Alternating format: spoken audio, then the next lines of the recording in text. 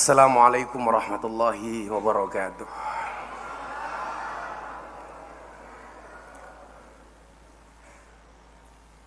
Alhamdulillahirabbil alamin, shalatu wassalamu ala asrofil anbiya wal mursalin sayyidina wa maulana Muhammadin wa ala alihi washabil mujahidin at-tahirin, amma ba'du. Hadratal muhtaramin, para masyayikh, para kiai, ibu-ibu nyai, wabil khusus panjenenganipun Ayahanda Kiai Hasib yang dari awal terselenggaranya acara ini beliau begitu sibuk kontak saya untuk memastikan tanggalnya Pak Prabowo. Yang paling tidak menyenangkan adalah beliau dawuh, "Miftah, kamu datang ke Tambak Beras, nanti akadnya ikut rombongannya Pak Prabowo." Perasaan saya langsung tidak enak. Ternyata maksud Pak Kiai Hasib supaya saya tidak menjadi beban Tambak Beras, tapi menjadi bebannya Pak Prabowo.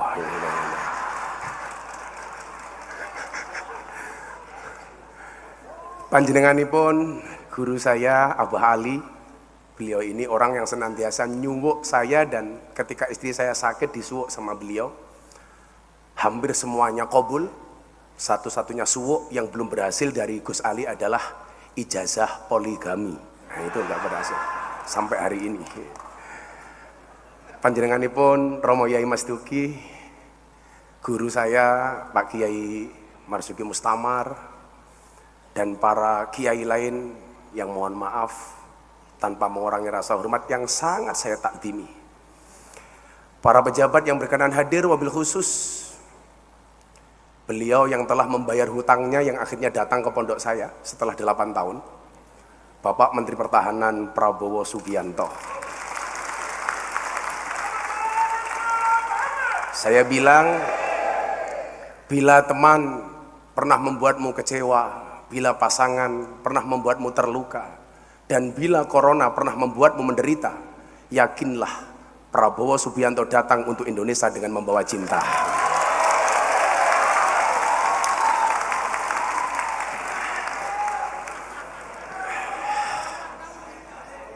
Sebenarnya inilah yang membuat mahal sebenarnya. Sahabat saya Gus Muhaimin Iskandar, yang ini selalu memberikan label saya kiai mahal. Saking mahalnya PKB nggak kuat ngundang. Yang tadi Kiai Hasib bilang ini ada pawaan cawapres. Saya pikir kalau pawaan presiden, rata-rata memang presiden Indonesia itu belakangnya O. Tapi kalau cawapres wakil presiden itu bisa belakangnya in. Contoh Kiai Ma'ruf Amin. Nah, jadi kalau mungkin kelanjutannya Muhaimin ya pantas saja lah kira-kira begitu.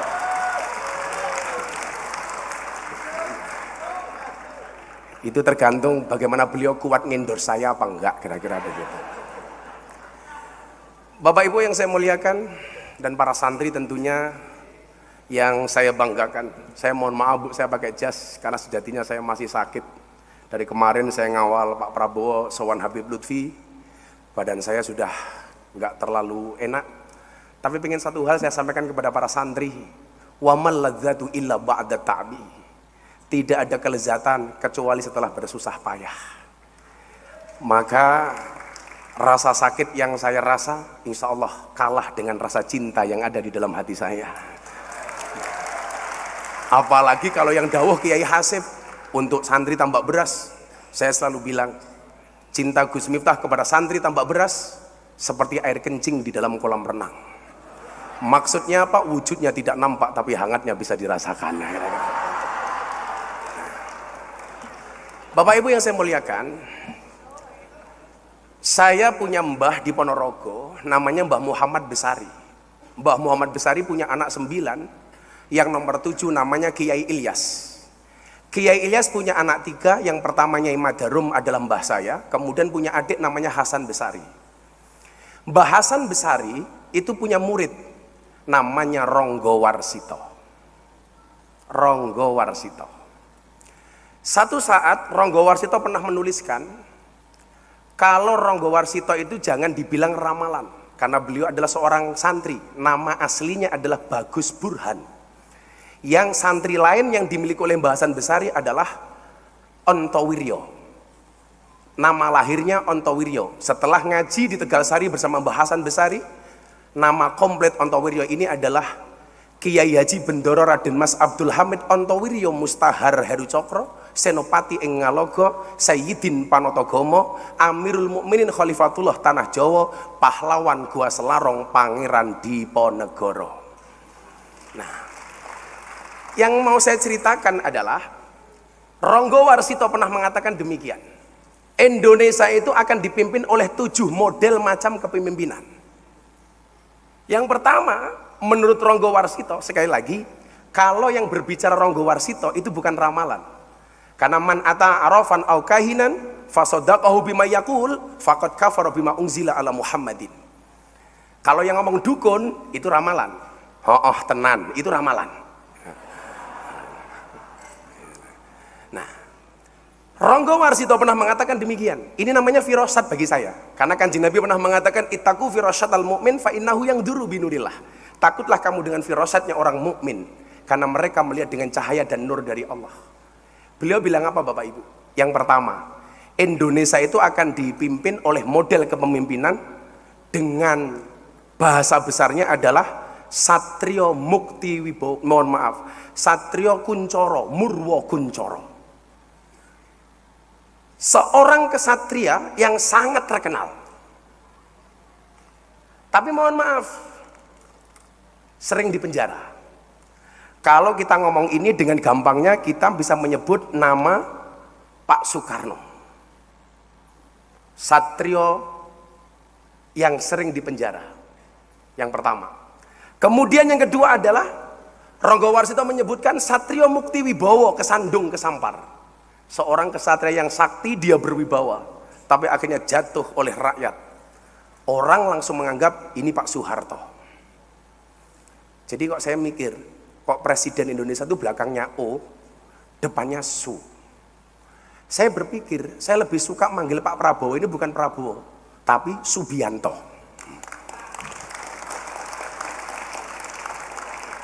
Mungkin perlu ruatan Pak Prabowo ya ini, Subianto. Soekarno, Soeharto. Mukti Wibowo, kesandung kesampar. Kemudian yang berikutnya adalah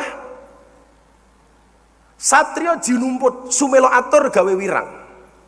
Seorang kesatria yang dia tidak dipilih oleh rakyat, tidak dipilih oleh DPR, tapi jinumput.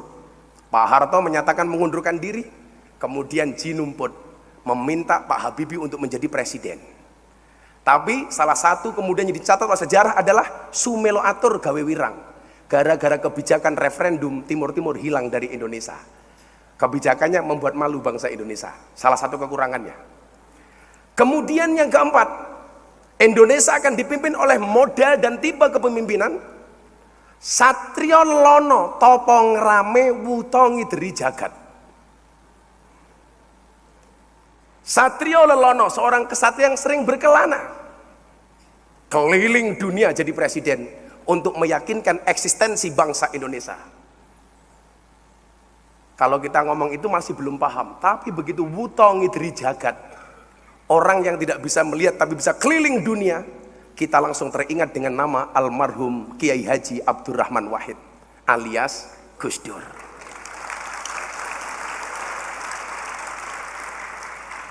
Satrio Lelono Topong Rame Wutongi Deri Jagat, Gus Dur. Dan saya termasuk orang yang sangat mengidolakan Gus Dur, karena bagi saya orang yang tidak bisa melihat tetapi hatinya terang di Indonesia cuma ada dua. Satu Gus Dur, nomor dua si buta dari gua hantu. Saya ingat Pak Prabowo, Gus Dur itu zaman Orde Baru pernah dicurigai sama pemerintah. Gus Dur rapat dengan para kiai, datang intelijen ngawasi rapatnya Gus Dur. Gus Dur bilang sama kiai, para kiai mulai sekarang takallum bil lughatil arabiyah, kita bercakap-cakap pakai bahasa Arab. Intelnya pulang Pak, ditanya sama komandannya, Intel apa tadi hasil rapatnya Gus Dur dan para kiai? Intelnya jawab, aman komandan, Gus Dur dan para kiai hanya saling mendoakan. Gus Dur dilawan itu. Kemudian yang kelima, tipologi pemimpin Indonesia adalah Satrio Piningit Hamong Tuh. Seorang kesatria Piningit yang dia mendapatkan nama besar karena bapaknya orang besar. Maka kita mengenal dengan nama Megawati Soekarno Putri.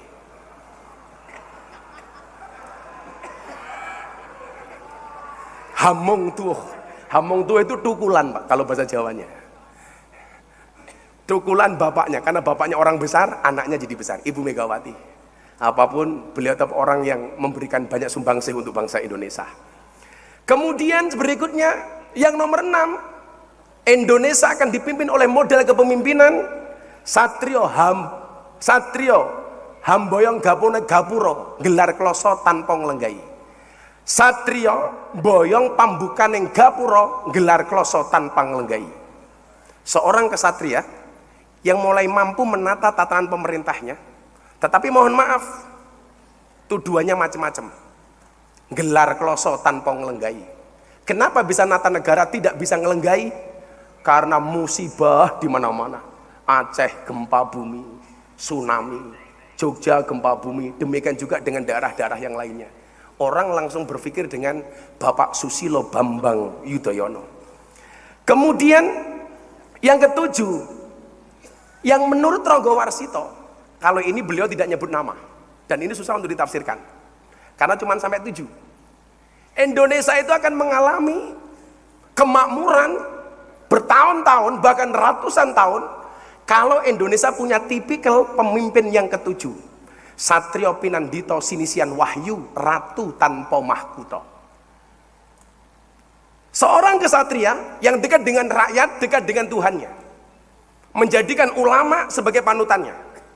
Tapi ingat, ratu tanpa mahkota. Begitu banyak kekuasaannya yang dikerdilkan. Orang langsung nyebut, apakah ini pasangan Pak Jokowi dengan Kiai Ma'ruf? Pertanyaannya, kenapa ratu tanpa mahkota? Gara-gara embel-embel petugas partai seolah-olah berkuasa tapi tidak punya mahkota.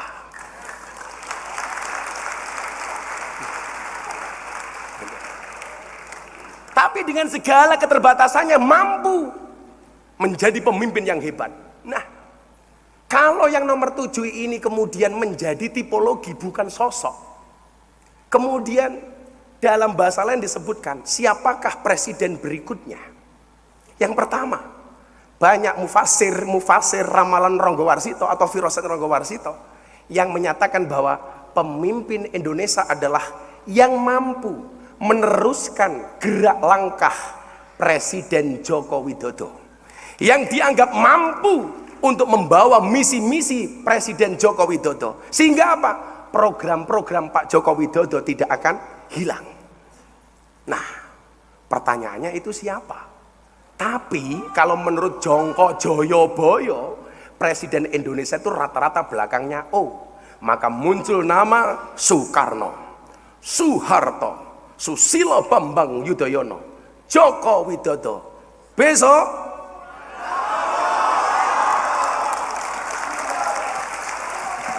terima kasih. Assalamualaikum warahmatullahi wabarakatuh.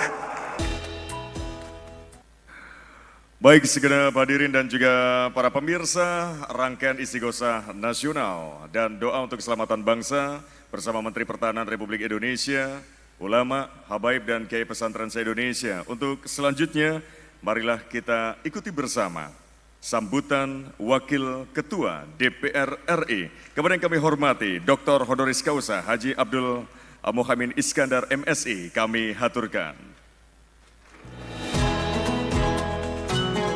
Assalamualaikum warahmatullahi wabarakatuh. Bismillah, alhamdulillah, wassalatu wassalamu ala rasulillah, wala hawla wala quwata illa billah, amma ba'du.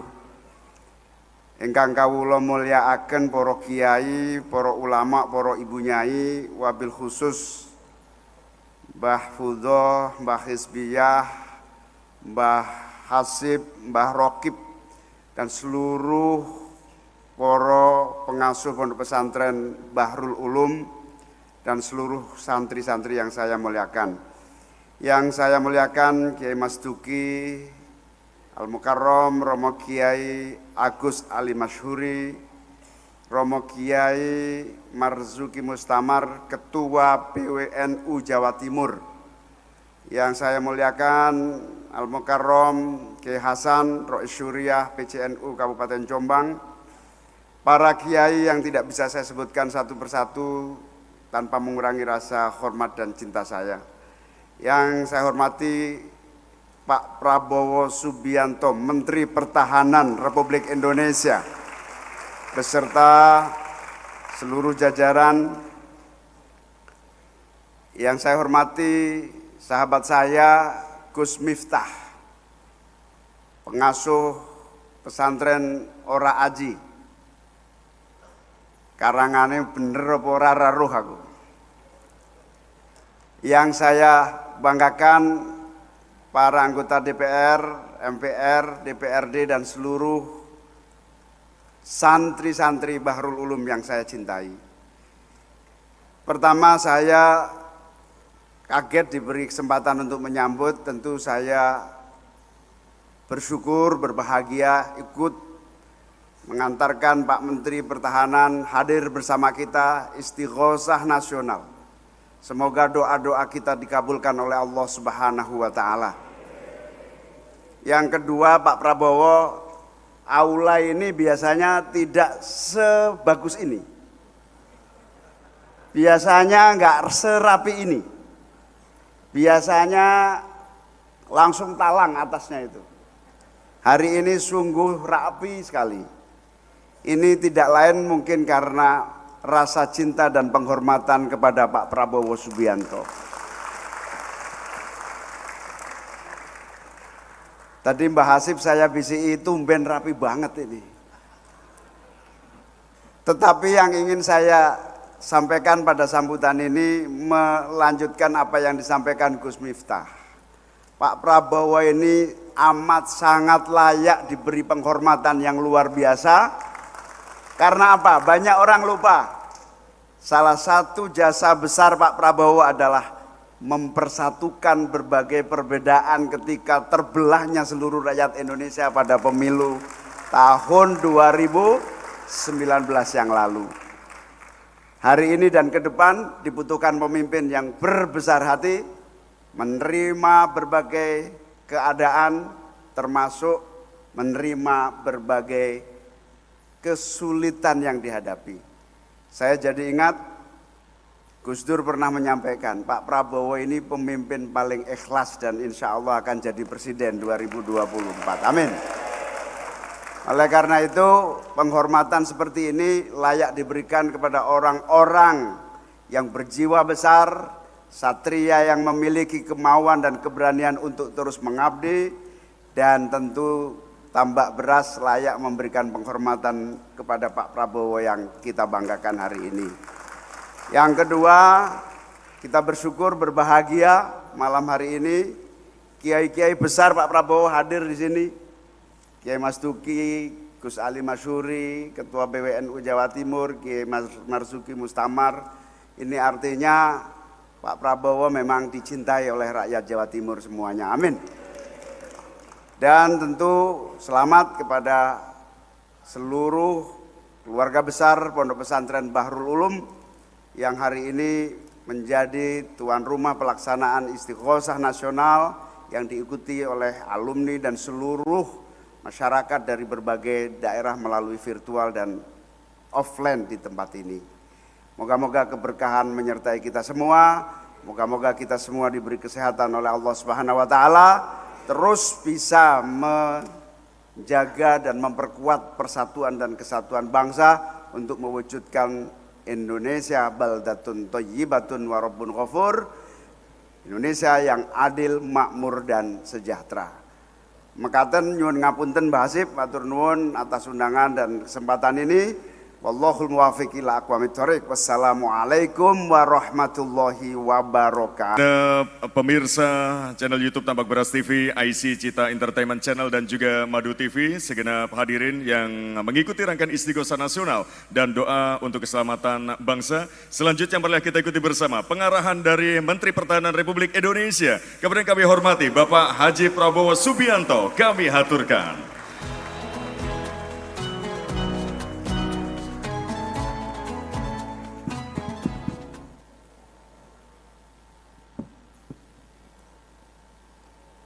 Bismillahirrahmanirrahim. Assalamualaikum warahmatullahi wabarakatuh.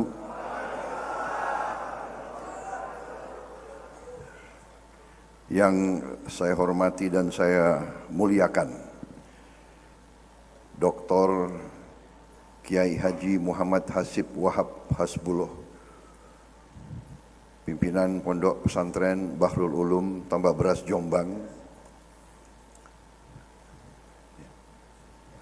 penggagas daripada acara malam hari ini, Istighosah Nasional,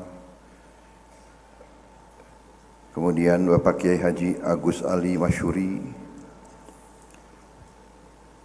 pimpinan Pondok Pesantren Bumi Solawat Sidoarjo yang saya hormati, Kiai Haji Anwar Iskandar, Kiai Haji Marzuki Mustamar, Pondok Pesantren Sabilul Royat Malang, Kiai Haji Suyuti Toha, Pondok Pesantren Mansagul Hudah Banyuwangi, Ibu Nyai Mahfudah Wahab yang saya hormati dan saya muliakan,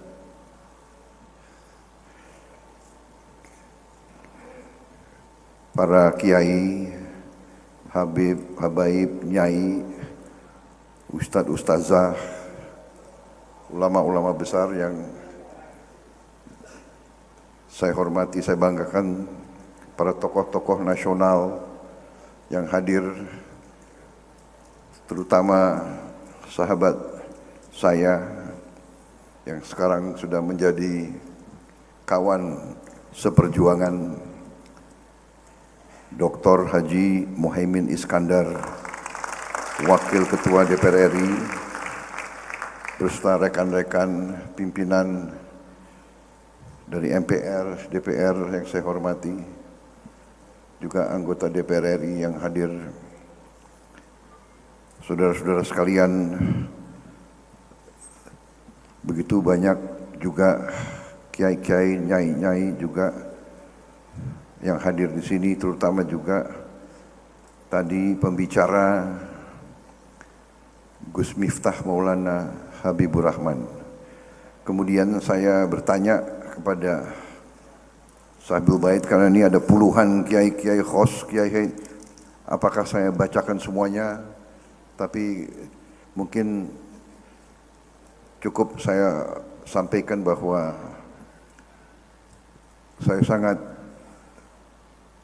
terima kasih, saya sangat merasa dihormati, disambut demikian baik dan diberi kesempatan berbicara di majelis yang demikian terhormat ini. Saudara-saudara sekalian, beberapa hari ini saya telah keliling dalam rangka memang tugas saya sebagai Menteri Pertahanan, bahwa pertahanan bangsa Indonesia ini dari sejarahnya adalah yang kita sebut pertahanan keamanan rakyat semesta.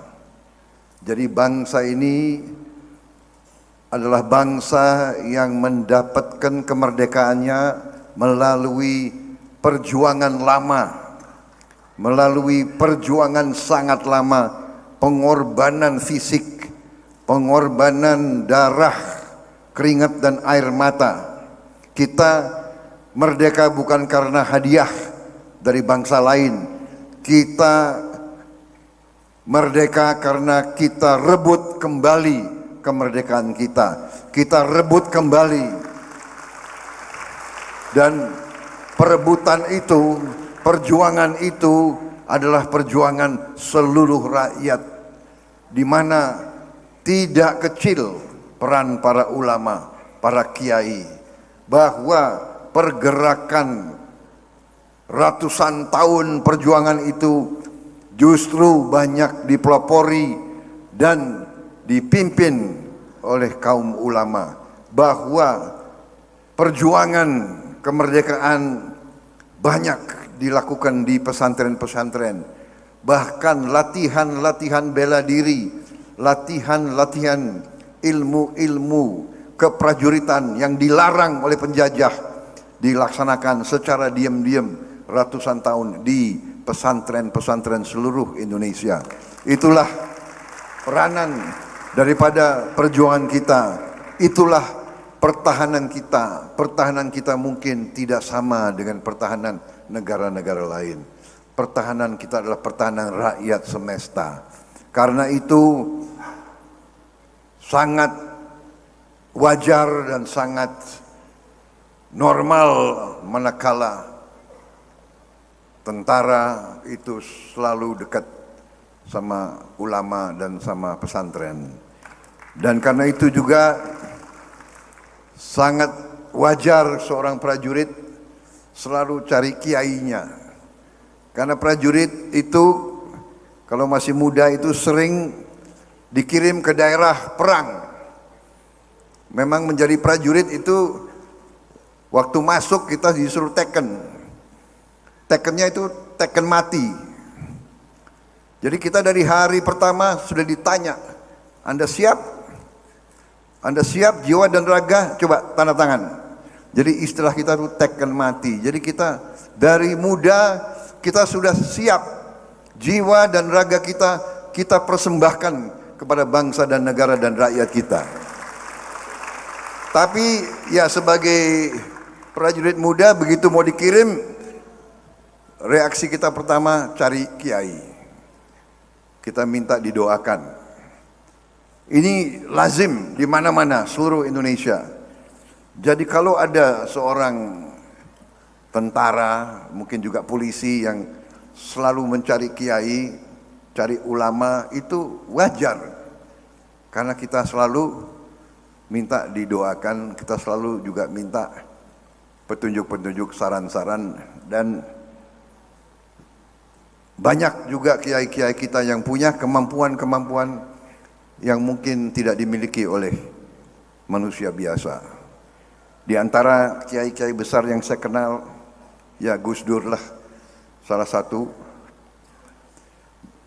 Juga banyak juga kiai-kiai yang saya kenal, Kiai Haji Jalil dari Tulungagung, almarhum, beliau juga punya kemampuan-kemampuan yang khusus.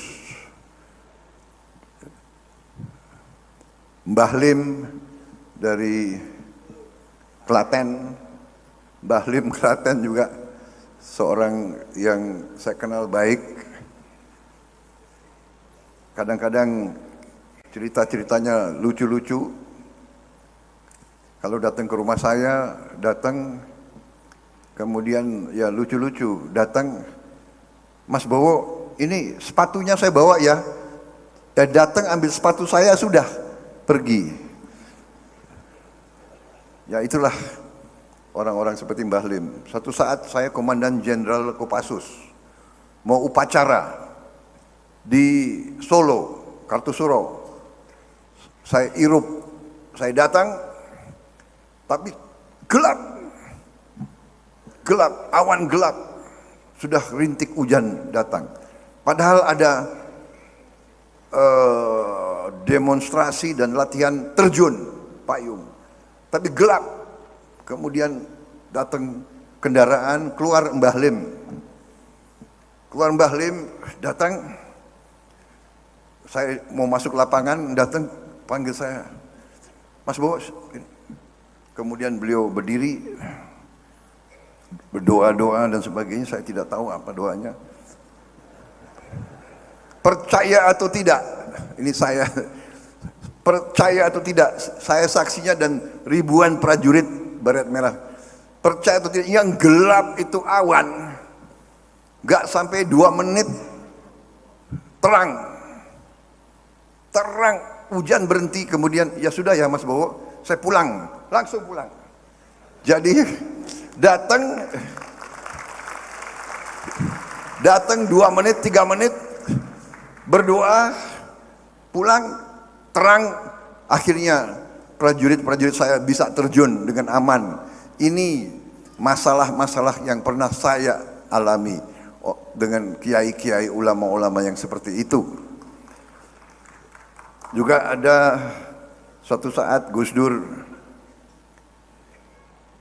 saya juga kebetulan mungkin termasuk dekat sama Gus Dur. Dari zaman beliau belum jadi apa-apa. Beliau belum jadi apa-apa, tapi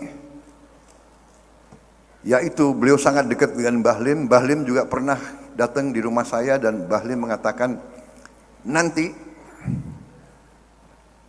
16 tahun lagi Indonesia akan dipimpin oleh seorang kiai. Waktu itu tahun sekitar 84, 85 itu saya kok nggak begitu percaya ya. Itu kan zaman dulu, zaman Orde Baru yang berkuasa itu harus tentara. Kan begitu dari dulu. Jadi dulu ada cerita, seorang bapak datang kumpulin anak-anaknya. Dia tanya, kamu nak, kamu mau jadi apa? Saya mau jadi bupati. Oh, kamu, saya mau jadi duta besar.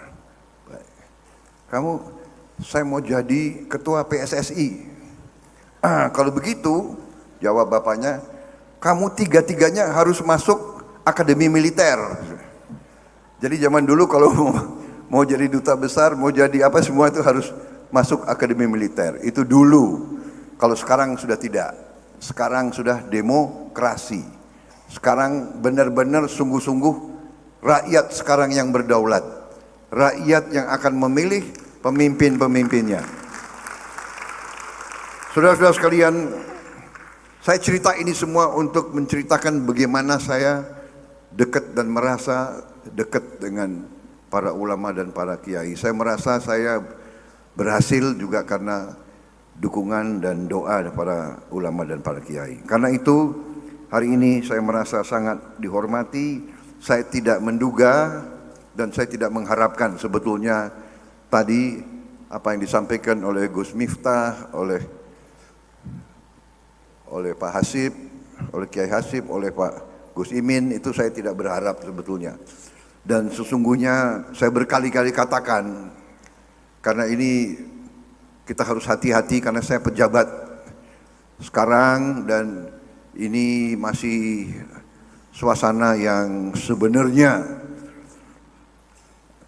belum boleh kampanye terbuka. Jadi kemana-mana saya mengatakan saya tidak minta dukungan dari para kiai, para ulama, para santri dan sebagainya. Saya tidak minta dukungan. Tolong dicatat dan direkam. Tapi tunggu. Tapi kalau di dalam hati saya berharap dukungan kan boleh.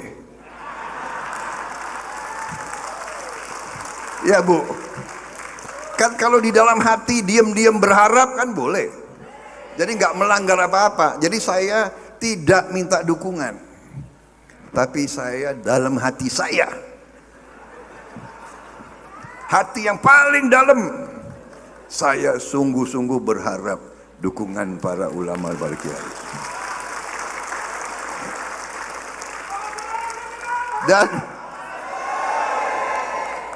Dan tidak hanya berharap dukungannya, justru berharap doanya. Doanya ulama itu luar biasa. Saya percaya sekali karena saya sering dalam pertempuran. Saya tidak tahu bagaimana saya lolos. Terus terang aja saya berdiri di sini, saya sudah dapat bonus terlalu banyak oleh Yang Maha Kuasa. Karena itu saya hanya mau berbakti, hanya mau mengabdi, hanya mau berbuat yang terbaik untuk bangsa dan negara. Dalam kapasitas apapun saya akan berbuat untuk bangsa dan negara.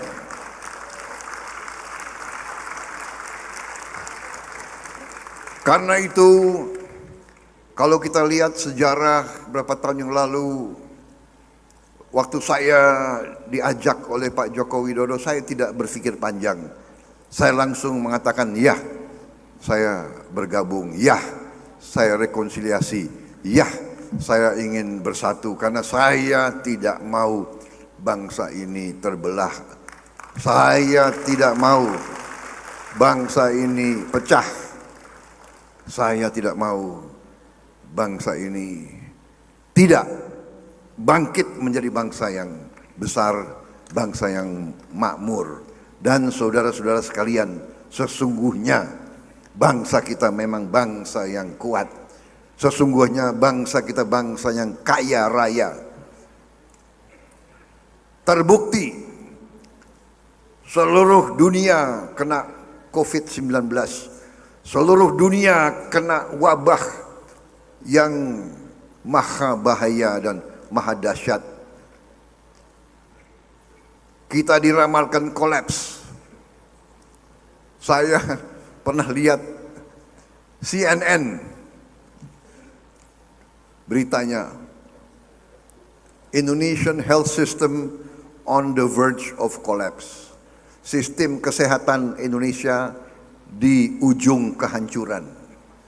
Mereka sudah ramalkan kita tidak mampu merawat rakyat kita. Seluruh dunia sudah menganggap Indonesia ini sudah. Dan saya ingat saya dalam kabinet waktu itu, saya ingat semua negara, WHO, Organisasi Kesehatan Dunia, semua Perdana Menteri negara-negara tetangga menekan dan mengharapkan dan minta Indonesia lockdown total. Rakyat tidak boleh keluar rumah. Total. Tapi presiden kita tidak tunduk, tidak mau, dan bahkan Indonesia tidak pernah lockdown total seperti negara-negara lain. Dan alhamdulillah keputusan itu ternyata membawa kita dapat bangkit lebih cepat dari bangsa-bangsa lain. Kita yang selalu dianggap remeh, kita yang selalu dibilang kesehatan kita, sistem kesehatan kita akan ambruk, ternyata kita bisa bangkit lebih cepat di luar dugaan banyak negara. Kenapa? Karena ternyata kita dapat kerjasama, dapat kompak, dapat bisa bersatu di saat negara dalam keadaan bahaya. Saudara-saudara sekalian, seluruh dunia sekarang dalam keadaan yang tegang. Rusia dan Barat di Ukraina, Amerika dan Tiongkok di Laut Cina Selatan, di Selat Taiwan, kemudian Korea Utara dengan Korea Selatan dengan Jepang di Pasifik Utara. Ini semua mengancam keselamatan dunia. Perang Ukraina ribuan kilometer dari kita, dampaknya kepada kita. Kenapa? Karena dengan perang Ukraina harga pupuk naik. Kenapa? Karena bahan baku untuk pupuk ada di Rusia, di Ukraina dan di Belarus. Kemudian harga gandum naik, harga jagung naik. Kalau harga gandum naik, berarti harga pangan-pangannya naik. Kalau harga jagung naik, berarti pakan ternak naik, harga daging, harga telur akan naik di seluruh dunia. Saudara-saudara, karena itu ada yang mengatakan, oh, Indonesia tidak ada bahaya perang. Kita tidak bisa ramalkan. Manusia biasa tidak bisa meramalkan apa yang akan terjadi bulan depan, minggu depan, ataupun besok. Ternyata perang di mana-mana berakibat kepada keselamatan rakyat kita. Saudara-saudara sekalian, kalau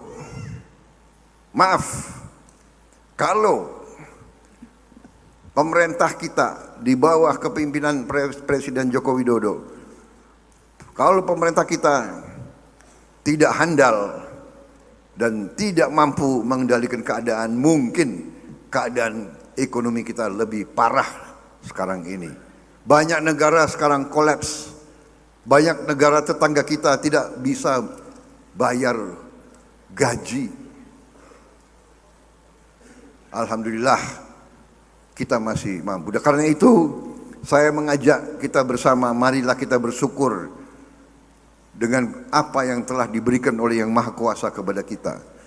Juga bahwa semua negara dan banyak pakar-pakar internasional sudah menyampaikan proyeksi dan perkiraan bahwa Indonesia akan tumbuh dalam waktu dekat, akan bangkit menjadi negara ekonomi yang salah satu terkuat di dunia. Hari ini kita sudah ekonomi yang ke-16. Beberapa tahun yang lagi diramalkan kita akan menjadi ekonomi ke-12. Bahkan kita akan menuju menjadi negara ekonomi ke-8, ke-7 terbesar di dunia. Bahkan diramalkan bahwa Indonesia sangat mungkin mampu menyalip Jerman. Saudara-saudara sekalian. Tapi mereka katakan ada syaratnya. Ada syaratnya. Syaratnya 2. Ini kajian-kajian. Syaratnya 2. Yang pertama syaratnya adalah kalau para pemimpin Indonesia, ya, elit itu para pemimpin dari semua sektor, pemimpin pengusaha, pemimpin agama, pemimpin cendekiawan, pemimpin tentara, pemimpin politik. Kalau semua pemimpin semua sektor bisa rukun dan bisa kerjasama, itu syaratnya. Kita lihat hari ini kita lihat dalam berita-berita televisi sedang terjadi perang saudara di Sudan, negara saudara kita, negara muslim, negara yang kaya, punya emas, punya minyak, punya gas, punya pertanian yang hebat, eksportir kapas, eksportir gandum. Perang saudara di ibu kota, ribuan mati. Kenapa? Karena 2 jenderal tidak bisa rukun. 2 jenderal yang sama-sama, tadinya sama-sama, yang satu pemimpin, yang satu wakilnya, jadi perang hari ini. Saudara-saudara, kita bersyukur dan saya terima kasih dan saya bangga bahwa saya bisa sedikit menyumbang, bahwa saya bisa memberi contoh bersama Pak Joko Widodo. 2 rival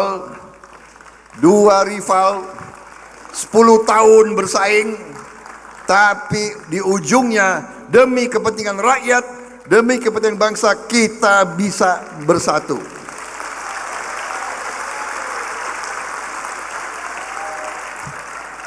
Saudara-saudara, apapun terjadi, saya bertekad untuk selalu bekerja, berjuang, menjaga jangan sampai bangsa kita itu terpecah atau dipecahkan. Itu tekad saya. Apapun yang diberikan oleh Yang Maha Kuasa kepada saya akan terima dengan sebaik-baiknya. Saya kira itu yang ingin saya sampaikan. Jadi masa depan kita gemilang. Ya, masa depan anak-anak kita gemilang. Jangan pesimis. Kekayaan kita berlimpah-limpah. Sekarang kuncinya adalah tadi, pemimpin rukun, bersahabat, jangan saling mengejek, jangan saling menghardik. Yang kedua, syaratnya para pemimpin harus handal, harus cerdas, harus cakap, supaya bisa mengelola kekayaan ini, supaya tidak diperdayakan oleh bangsa-bangsa lain, supaya tidak dibohongi, tidak ditipu, supaya kekayaan kita yang begitu hebat bisa dinikmati oleh seluruh rakyat Indonesia.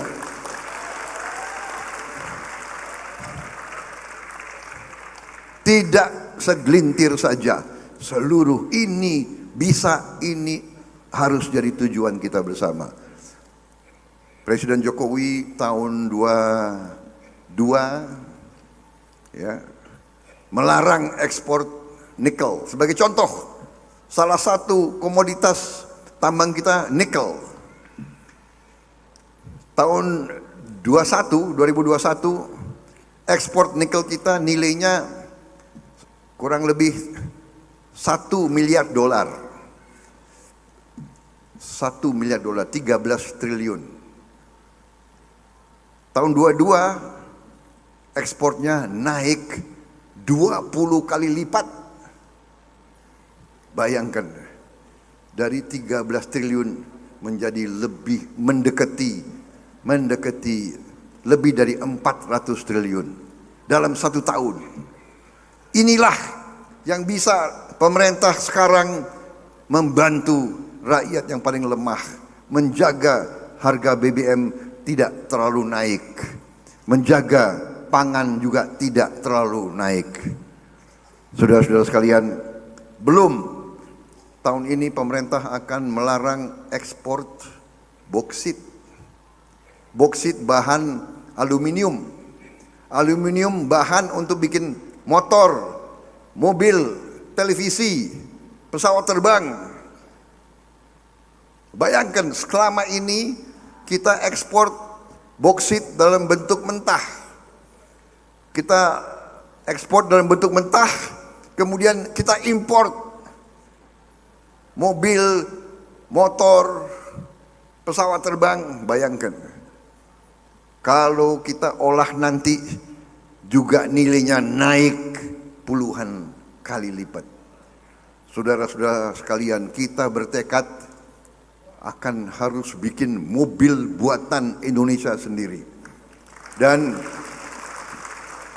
alhamdulillah saya punya kehormatan, saya bangga melaporkan bahwa insya Allah tahun ini bulan Oktober kita sudah mulai produksi kendaraan buatan Indonesia sendiri di Bandung.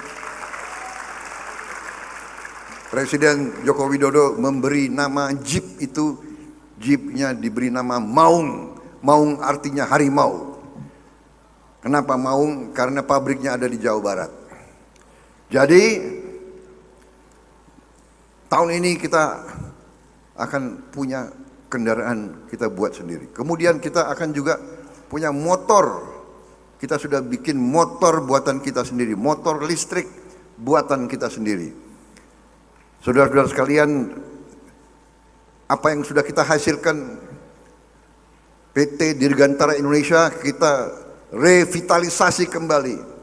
PT PAL, kapal-kapal kita revitalisasi kembali.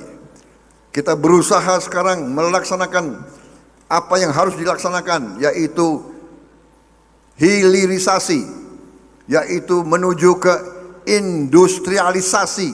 Kita tidak mau jadi bangsa hanya membeli dari bangsa lain. Kita mau jadi bangsa yang bisa manufaktur, bisa berbuat barang-barang yang dibutuhkan oleh rakyat kita dan rakyat negara lain. Kita tidak mau menjadi kacung bangsa lain. Kita mau jadi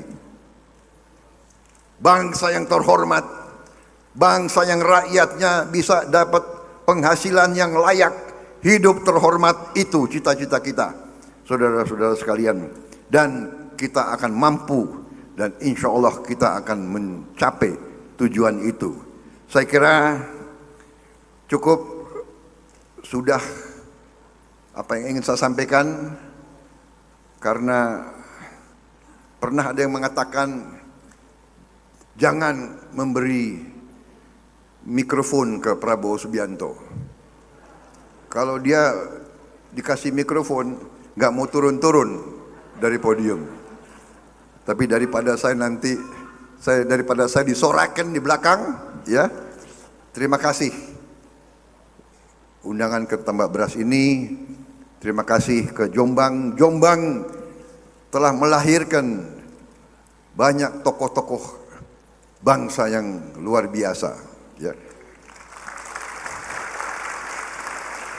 Kiai Wahab,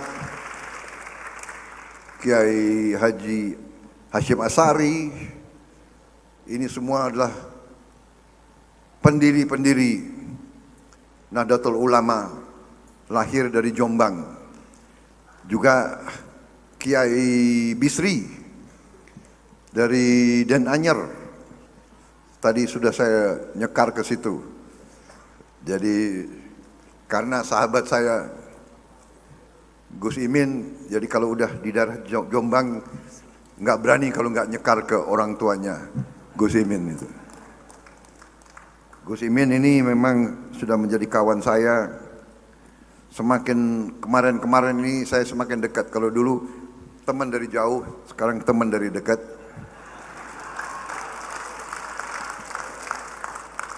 Dan banyak yang suka underestimate Gus Imin ini. Biasa di Indonesia ini ada kebiasaan jelek bangsa kita. Kita boleh kan mawas diri, boleh kan? Ada sifat kurang baik. Kita kadang-kadang itu suka ngerasani wong, iya kan? Dan kita suka iri. Ada istilah kalau orang Indonesia ini SMS. Susah melihat orang senang, senang melihat orang susah. Dan suka, ya udahlah. Anda tahu kan maksud saya? Kalau Gus Imin lagi mau muncul, pasti ada jelek-jelek di belakang gitu. Bukan apa-apa, ini sifat. Tiap kali saya agak bagus sedikit, ya sudah. Ya Gus, tenang aja Gus.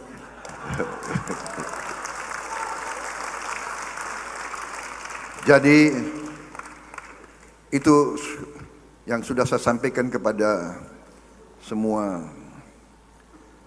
pendukung-pendukung saya. Banyak sekali di Jombang yang dukung saya, ya. Bahkan mungkin ini nanti ketiga kali mereka akan dukung saya. Tapi insya Allah yang punya tujuan yang baik, kita tidak akan pernah patah semangat. Karena kita sungguh-sungguh hanya ingin yang terbaik untuk bangsa Indonesia, itu saja.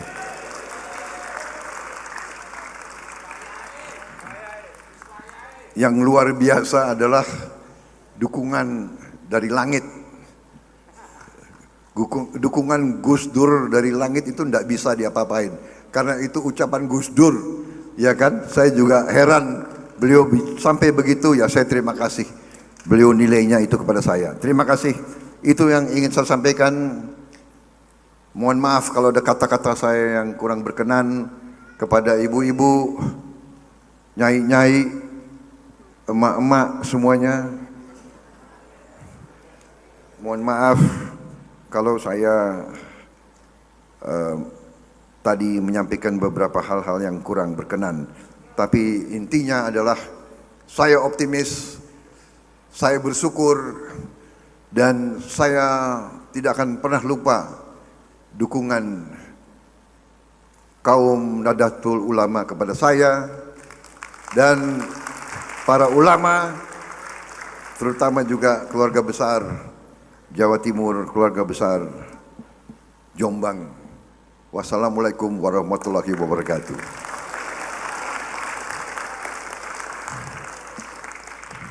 Semoga Allah Subhanahu wa taala, Tuhan yang Maha Besar, yang Maha Kuasa, senantiasa melindungi kita sekalian dan melindungi keluarga besar Nahdlatul Ulama dalam kiprah perjuangannya untuk negara, bangsa dan umat yang kita cintai. Terima kasih dan terima kasih kembali. Selesai.